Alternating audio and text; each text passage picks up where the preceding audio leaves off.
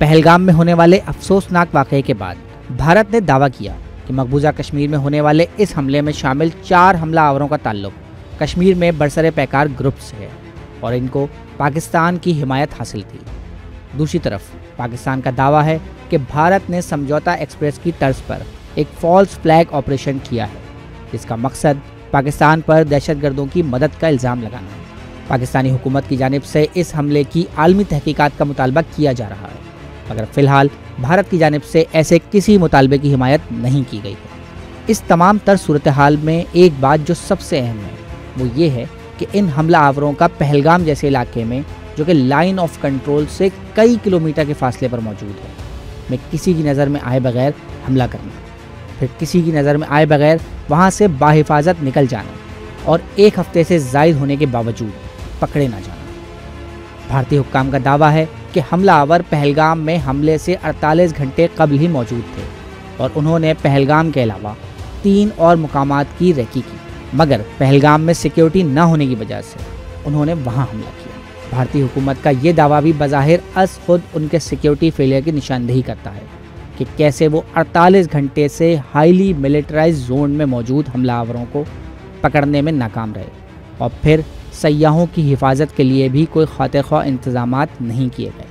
اس کے علاوہ بھارتی ذرائع ابلاغ نے سیکیورٹی ذرائع سے دعویٰ کیا ہے کہ حملہ آوروں کے پاس کئی مہینوں تک چھپے رہنے کا سامان موجود ہے اور اس بات کا امکان ہے کہ وہ اس وقت جنوبی کشمیر کے درختوں سے ڈھکے پہاڑی علاقے میں موجود ہیں۔ یہ علاقہ ایک مشکل لینڈ اسکیپ پر مبنی ہے، جہاں پہاڑوں کی اونچائی 15,000 فٹ تک ہے۔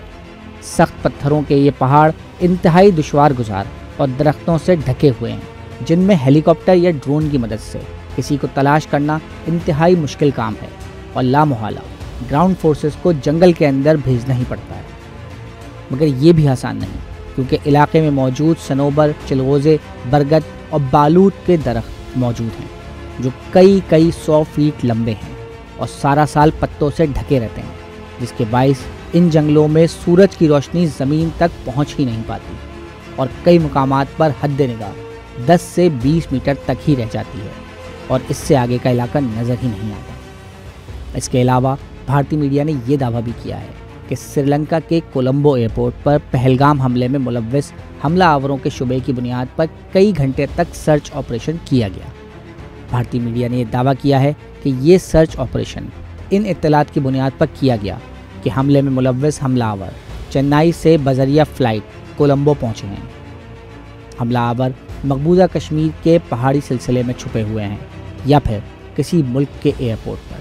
سوال یہ ہے کہ کیا بھارتی حکومت ان حملہ آوروں کو تلاش کرنے میں کامیاب ہو جائے گی یا پھر ماضی کے کئی حملوں کی طرح بنا کسی ثبوت اس کا الزام پاکستان پر لگایا جاتا رہے گا۔ مزید نیوز اپ ڈیٹس اور ڈیجیٹل سٹوریز کے لیے سبسکرائب کریں ڈان نیوز پاکستان۔